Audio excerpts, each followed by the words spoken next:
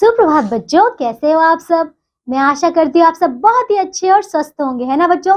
तो बच्चों, आज की कक्षा में हम शुरू करने वाले हमारा अध्याय नंबर 5 और इसका नाम है सत्य की विजय। ठीक है बच्चों, चलिए देखते हैं हमारा ये नया अध्याय। ठीक है, इसका नाम है सत्य की विजय। सत्य मतलब सच, है ना। विजय मतलब जीत। तो आपकी हमेशा सत्य के लिए मतलब जब आप सच बोलेंगे तो उस पर जीत होगी, है ना बच्चों। चलिए देखते हैं कि इस पाठ में हमें क्या पढ़ना है। देखिए, तो सबसे पहले पाठ का सार देखते हैं। देखिए बच्चों, प्रस्तुत पाठ द्वारा यह सीख दी गई है कि हमें प्रत्येक क्षण तथा प्रत्येक स्थिति में केवल सत्य बोलना चाहिए। ठीक है, झूठ बोलने के परिणाम भयंकर हो सकते हैं। तो बच्चों, इस पाठ के द्वारा हमें यही बताया गया है कि हमें चाहे हम किसी भी परिस्थिति में हो, हमें हमेशा सत्य ही बोलना चाहिए। और झूठ के जो परिणाम है, जब हम झूठ बोलते हैं तो झूठ से जो परिणाम निकलते हैं वो बहुत ही ज्यादा भयंकर हो सकते हैं। तो चलिए बच्चों, शुरू करते हैं हमारा ये अच्छा अध्याय। आइए बच्चों, स्कॉटलैंड के एक गरीब परिवार में बालिका वॉकर का जन्म हुआ था। ठीक है, तो यहाँ पे बताया गया है स्कॉटलैंड के बारे में। ठीक है, तो देखिए बच्चों, यहाँ बताया गया है स्कॉटलैंड के बारे में। ठीक है, स्कॉटलैंड में एक गरीब परिवार रहता था। ठीक है, और देखिए उस गरीब परिवार में एक वॉकर नाम की बालिका थी। ठीक है, इसकी बड़ी बहन का नाम हेलन था बच्चों। तो यहाँ पर देखिए दो बालिकाएं थी। ठीक है, एक छोटी थी और एक बड़ी। और देखिए उसमें बड़ी बहन का नाम क्या था, इसका नाम था हेलन, और छोटी वाली का नाम था वॉकर। ठीक है बच्चों, उस समय राज्य की सेना में एक बड़ा कानून प्रचलित था जिसे तोड़ने पर मृत्यु दंड दिया जाता था। देखिए बच्चों, बता रहे हैं कि ये उस समय की बात है जब एक बड़ा कानून वहां पे प्रचलित था, बहुत ही ज्यादा मान्यता था, बहुत ही ज्यादा मान्य था कि अगर उसको तोड़ दिया जाए तो उसके परिणाम स्वरूप आपको मृत्यु दंड मतलब मौत की सजा सुनाई जाएगी। ठीक है बच्चों, आगे देखो। हेलन अपनी छोटी बहन को बहुत प्यार करती थी, सदैव उसे अपने पास रखती थी। ठीक है बच्चों, देखिए ये जो बड़ी बहन है वो अपनी छोटी बहन से बहुत ही ज्यादा प्यार करती थी, उसको हमेशा अपने पास ही रखती थी। ठीक है बच्चों, देखिए अब आगे। इस छोटी बालिका ने एक दिन कानून तोड़ दिया था। ठीक है, तो एक दिन उसने कानून तोड़ दिया। यद्यपि वह भोली भाली और सीधी थी, उसने जानबूझकर वह अपराध नहीं किया था। ठीक है, यह बात भी निश्चित थी कि उसे राजदंड भोगना पड़ेगा। तो देखिए बच्चों क्या हुआ था, देखिए वो जो नियम जिसके द्वारा अगर टूट जाए, बच्चों देखिए वो जो नियम था जिसके टूटने पर मृत्यु दंड दिया जाता था, वो एक बार गलती से इस छोटी सी बच्ची से वो नियम टूट गया था। ठीक है बच्चों, उसने वो जानबूझकर नहीं किया था, वो बहुत ही ज्यादा सीधी, बहुत ही ज्यादा भोली भाली बच्ची थी। ठीक है, तो उसने कुछ भी जानबूझकर नहीं किया था, लेकिन ये भी तय था बच्चों कि उसको वो जो राजदंड है भोगना ही पड़ता। ठीक है बच्चों, चलिए अब आगे देखिए कि इस पर वो दोनों बच्चियां क्या करती हैं। यह हेलन के लिए अत्यंत कड़ी परीक्षा का अवसर था। ठीक है, ये जो बड़ी बहन थी उसके लिए बहुत ही ज्यादा कड़ी परीक्षा का समय था। वो इसलिए क्योंकि वो अपनी छोटी बहन से बहुत ही ज्यादा प्यार करती थी और उसे खोना नहीं चाहती थी। ठीक है बच्चों, यदि वह न्यायाधीश के सामने झूठी गवाही देती तो उसकी बहन की प्राण रक्षा में कुछ भी यदि वह न्यायाधीश के सामने झूठी गवाही दे देती तो उसकी बहन की प्राण रक्षा में कुछ भी संदेह नहीं था। तो देखिए बच्चों क्या हुआ, अब देखिए वो चाहती तो वो झूठ बोल देती है ना, अगर वो झूठ बोल देती उस जज के सामने, ठीक है, अगर वो न्यायाधीश के सामने झूठ बोल देती, झूठी गवाही दे देती कि नहीं मेरी बहन ने ऐसा नहीं किया है, तो निसंदेह मतलब उसकी बहन छोटी बहन की जो जान थी वो बचाई जा सकती थी। ठीक है बच्चों, आगे देखिए आप।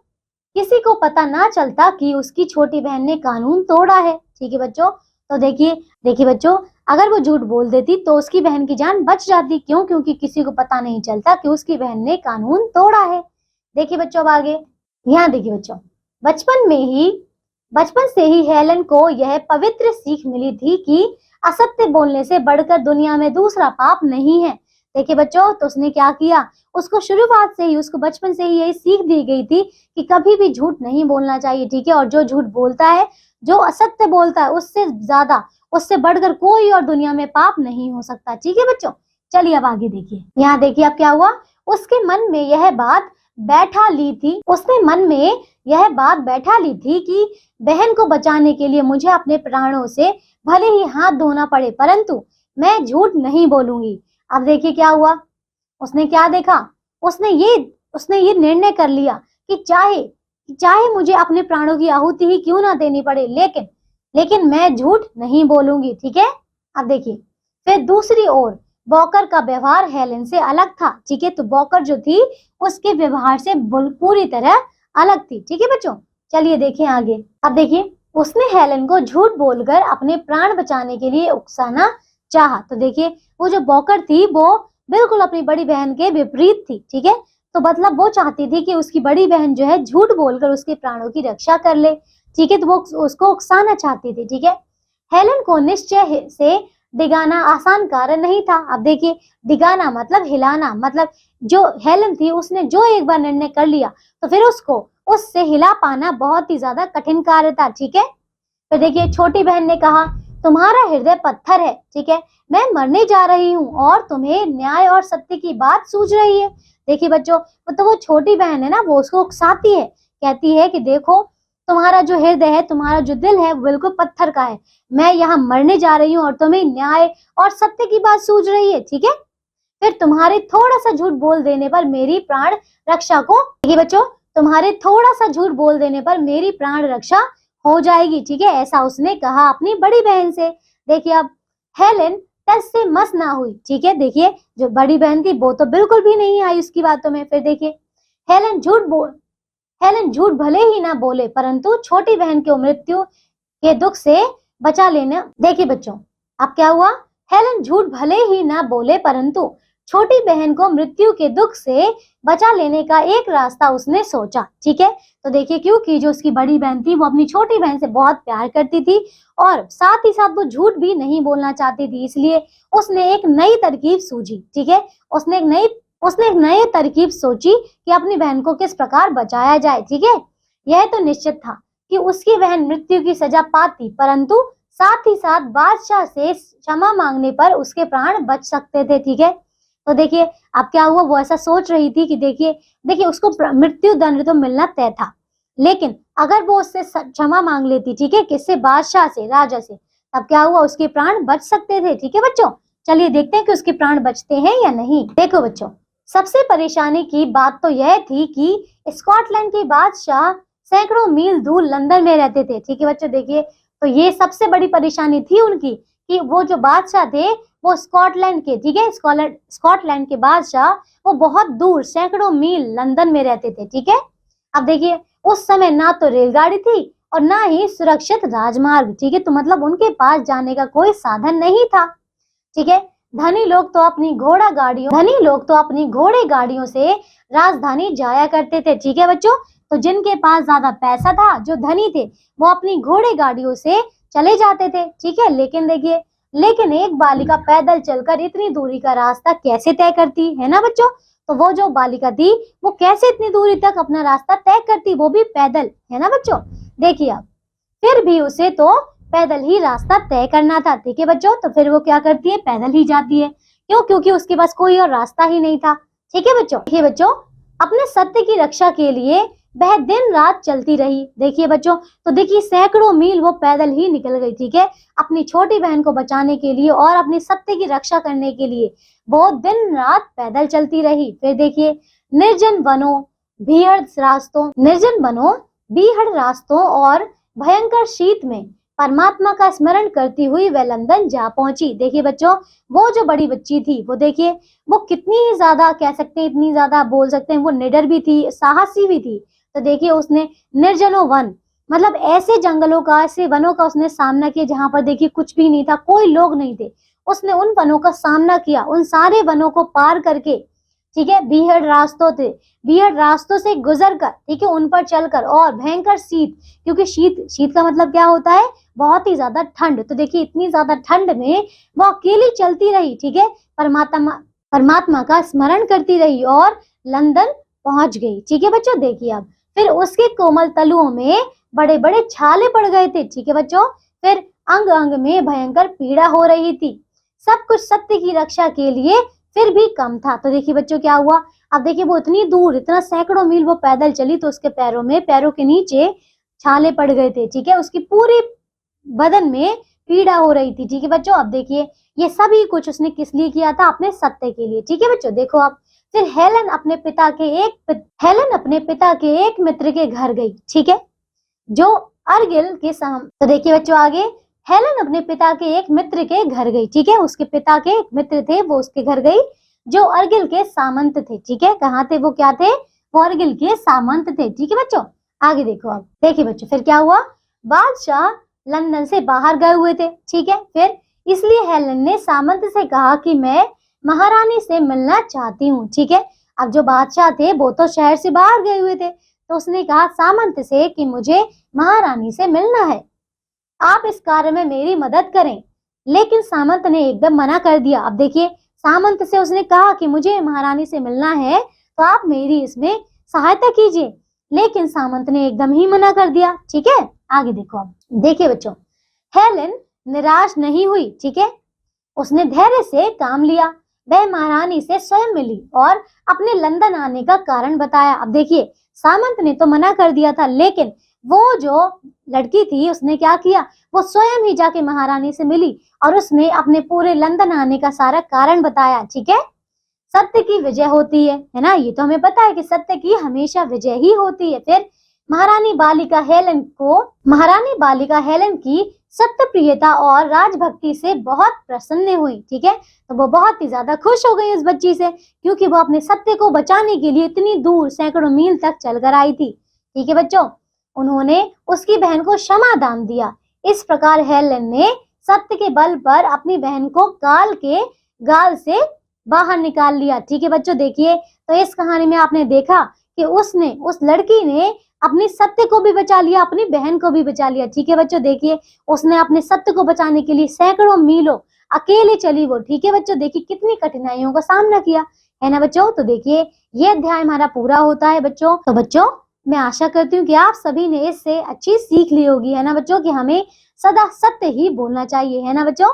चलिए आइए अब हम देखते हैं इसकी शब्दावली। देखिए, वोकैबुलरी, ठीक है। देखिए, मृत्युदंड मतलब मौत की सजा, संदेह शक, डिगाना हिलाना, हृदय हिल, हृदय दिल, रास्ता राह, निर्जन मानव रहित, शीत ठंड, मदद सहायता, प्रसन्न खुश, ठीक है बच्चों। चलिए, तो बच्चों आइए अब हम करते हैं कि हमने इस पाठ से क्या सीखा। चलिए बच्चों शुरू करते हैं। देखिए, सबसे पहले है वस्तुनिष्ठ प्रश्न मतलब ऑब्जेक्टिव क्वेश्चन। तो चलिए इसे करते हैं। आइए बच्चों, पहला प्रश्न देखिए क्या है, सही उत्तर चुनिए। देखिए, क पढ़ते हैं, हेलेन छोटी बहन से करती थी क्या, बताइए, प्यार, नफरत, घृणा, इनमें से कोई नहीं तो प्यार, ठीक है। दूसरा देखिए, ख, छोटी बालिका ने तोड़ दिया क्या, शीशा, कानून, घर, गिलास, बताइए, तो कानून, ठीक है। ग देखिए, हेलेन को निश्चित से डिगाना नहीं था, बताइए क्या, कठिन कार्य, आसान कार्य, एक व दो दोनों, इनमें से कोई नहीं तो क्या, बताइए, हेलेन को निश्चित से डगाना नहीं था, बताइए, आसान कार्य, ठीक है। अब देखिए घ, तो ये है बादशाह रहते थे, बताइए, स्कॉटलैंड में, न्यूयॉर्क में, लंदन में, अमेरिका में, तो लंदन में। चलिए दूसरा प्रश्न करते हैं, उचित शब्द चुनकर रिक्त स्थानों की पूर्ति कीजिए। चलिए, क बताइए, हेलेन अपनी छोटी बहन को डैश करती थी क्या, बहुत प्यार। ख देखिए, हेलेन को यह विचित्र सीख मिली थी कि डैश से बढ़कर दूसरा कोई पाप नहीं, किससे, असत्य से बढ़कर, ठीक है। ग देखिए, महारानी हेलेन की डैश और डैश से बहुत प्रसन्न हुई, तो उसकी राजभक्ति और सत्य प्रियता से, ठीक है। तो उसकी राजभक्ति और, ये देखिए, ये तीसरा है और ये चौथा है, ठीक है। चलिए आगे देखिए आप, तीसरा प्रश्न, निम्नलिखित प्रश्नों के उत्तर दीजिए। चलिए, क देखिए, बालिका बॉकर का जन्म कहाँ हुआ था, बताइए, कहाँ हुआ था। देखिए बच्चों, तो इसका उत्तर है बालिका बॉकर का जन्म स्कॉटलैंड में हुआ था, ठीक है। ख देखिए, कानून किसने तोड़ा था, बॉकर ने। ग देखिए, हेलेन कौन थी, हेलेन बॉकर की बड़ी बहन थी। घ, हेलेन को क्या पवित्र सीख मिली थी और कब से, हेलेन को बचपन से ही ये सीख मिली थी कि जो असत्य बोलते हैं वो उससे बड़ा पाप कोई और नहीं होता, ठीक है। अड़ा देखिए, हेलेन लंदन क्यों गई, क्योंकि वो चाहती थी कि वो अपने सत्य को भी बचा सके और अपनी बहन को मृत्युदंड से भी बचा सके, इसीलिए वो उसकी माफी लेने के लिए बादशाह से मिलने के लिए लंदन गई थी, ठीक है। चलिए आगे देखिए च। हेलन लंदन में किसके घर गई बताइए? वो अपने पिता के मित्र गई थी, ठीक है, जो कि सामंत थे, ठीक है। छ देखिए, उस समय लोग किस प्रकार सफर करते थे? हेलन लंदन कैसे पहुंची? देखिए तो उस प्रकार देखिए कोई भी ऐसे वाहन नहीं थे, है ना, कोई भी ऐसी रेलगाड़ी नहीं थी, कुछ भी नहीं था, ठीक है। तो इसी वजह से वहां पे लोग पैदल ही सफर करते थे। लेकिन जो लोग धनी थे वो लोग अपनी घोड़े गाड़ियों से जाया करते थे, ठीक है। आगे देखिए बच्चों, अब हेलन लंदन कैसे पहुंची? तो बच्चों जो हेलन थी वो बहुत ही ज्यादा भीषण रास्तों का सामना करके, मतलब निर्जनों वनों का सामना करते हुए वहां पर पहुंची थी, और बहुत ही ज्यादा शीत में, मतलब ठंड में भी। तो बच्चों उसने बहुत ही ज्यादा भीषण रास्तों का, निर्जनों वनों का और शीत का सामना किया, ठीक है, तब जाके वो लंदन पहुंची, ठीक है बच्चों। अगला देखिए अब ज। महारानी ने क्या किया बताइए? तो महारानी उसकी सत्यप्रियता देखकर बहुत ही ज्यादा प्रसन्न हो गई थी, और उन्होंने क्या किया? उसकी बहन को माफ कर दिया, ठीक है बच्चों। चलिए आगे देखिए आप, मूल्य परक प्रश्न मतलब वैल्यू बेस्ड क्वेश्चन देखिए। तो बच्चों सोच कर बताइए हमें सत्य की रक्षा के लिए क्या क्या करना चाहिए? बच्चों देखिए, तो आप सभी देखिए इस पर विचार करेंगे और बताएंगे कि आप सत्य की रक्षा के लिए क्या क्या कर सकते हैं। देखिए कुछ मैं आपको बताती हूँ। देखिए तो देखिए हमें हमेशा सत्य ही बोलना चाहिए, है ना बच्चों। या फिर देखिए कोई और अगर झूठ बोलता है या फिर कुछ चीज ऐसे छुपाने की कोशिश करता है, तो आप उन्हें बताइए कि हमें सत्य नहीं बोलना चाहिए। क्यों? क्योंकि आप जानते हैं कि जो भी असत्य बोलता है उसका परिणाम हमेशा बुरा ही होता है, ठीक है बच्चों। चलिए आइए बच्चों अब हम करते हैं भाषा ज्ञान, ठीक है। पहला प्रश्न देखिए क्या है? निम्नलिखित शब्द समूहों के लिए एक एक शब्द लिखिए। देखिए पहला क्या है? जिसे क्षमा ना किया जा सके, बताइए क्या होता है? देखिए बच्चों इसका क्या उत्तर होगा? जिसे क्षमा ना किया जा सके, तो ये होगा अक्षम्य, ठीक है। क देखिए उपकार को मानने वाला कौन होता है? कृतज्ञ। ग देखिए जो कठिनता से प्राप्त हो तो दुर्लभ। घ देखिए जिसको सत्य प्रिय हो तो सत्यवादी, ठीक है। चलिए बच्चों अब दूसरा प्रश्न देखिए, उपसर्ग तथा मूल शब्दों को अलग अलग करके लिखिए। देखिए जैसे ये क्या है? क विनाश, ठीक है। तो क्या होगा बताइए? उपसर्ग है इसमें वी और इसका मूल शब्द है नाश, ठीक है। ख देखिए निरक्षर, तो इसमें नी क्या है? उपसर्ग और अक्षर, ये क्या है? ये हो जाएगा आपका मूल शब्द। ग देखिए निर इसमें क्या है? निर है इसमें उपसर्ग और अक्षर इसका क्या है? मूल शब्द। ग देखिए बेकसूर, ठीक है। तो बे इसमें क्या होगा? उपसर्ग और कसूर ये क्या होगा? मूल शब्द। विभिन्न में क्या होगा? देखिए बी इसमें क्या है? उपसर्ग और भिन्न इसमें क्या है? मूल शब्द, ठीक है बच्चों।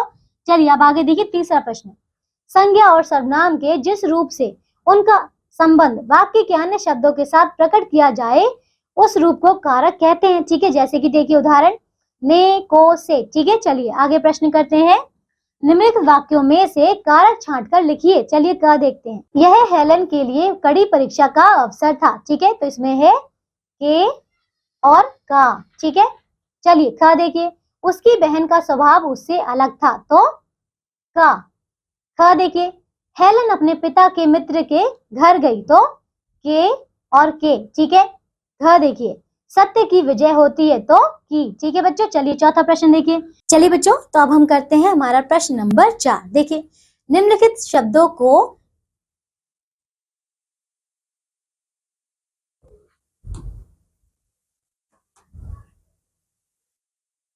देखिए बच्चों निम्नलिखित शब्दों को अपने वाक्यों में प्रयोग कीजिए, ठीक है। क क्या है? मृत्यु दंड।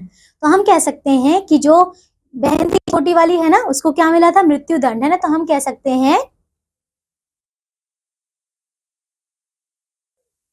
क्या कि दोषी को मृत्यु दंड मिलना ही चाहिए, ठीक है।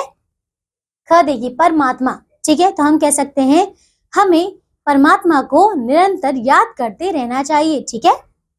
ग देखिए धैर्य, तो हमें बड़ी से बड़ी विपत्ति में भी अपना धैर्य नहीं खोना चाहिए, ठीक है।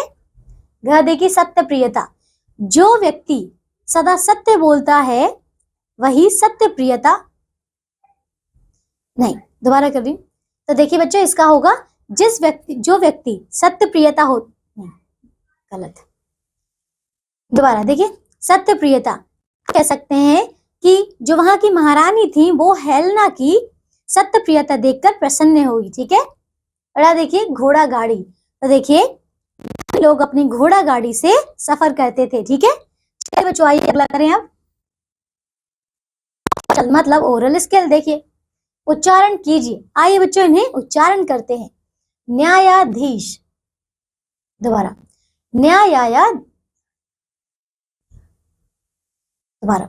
न्यायाधीश, स्कॉटलैंड, स्मरण, निर्जन, सत्यप्रियता। ठीक है, देखिए हेलन की सत्यप्रियता को अपने शब्दों में लिखकर कक्षा में सुनाइए। तो बच्चों ये जो आपने देखा इस पाठ में जो भी आपको पढ़ाया गया है हेलेना की सत्यप्रियता के बारे में, आप इसके बारे में अपने विचारों में लिखिए और अपनी कक्षा में इसे सुनाइए। ठीक है, संप्रेषण कार्य मतलब कम्युनिकेशन वर्क, देखिए इस कहानी के बारे में आपस में चर्चा कीजिए। ठीक है बच्चों, आप लोग सभी अपने अपने मित्र जो है इस बात पर चर्चा करेंगे। कौशल, ठीक है, आर्ट स्किल, रेलगाड़ी का एक चित्र बनाइए। ठीक है बच्चों तो आप लोग सभी अपने अपनी पुस्तिका में एक एक रेलगाड़ी का चित्र बनाएंगे और उसमें सुंदर सुंदर रंग भरेंगे। ठीक है बच्चों,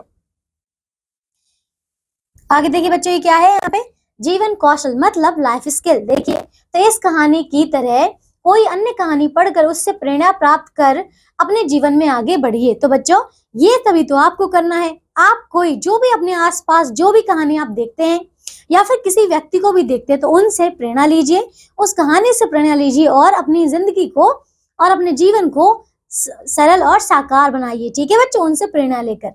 चलिए बच्चों तो ये अध्याय हमारा पूरा होता है। मैं आशा करती हूँ आप सबको ये कहानी बहुत ही अच्छी लगी होगी, है ना बच्चों। तो अब हम मिलेंगे एक नई कक्षा में ऐसे ही नए अध्याय के साथ। तब तक के लिए आप सब अपना ध्यान रखिए और स्वस्थ रहिए। बाय।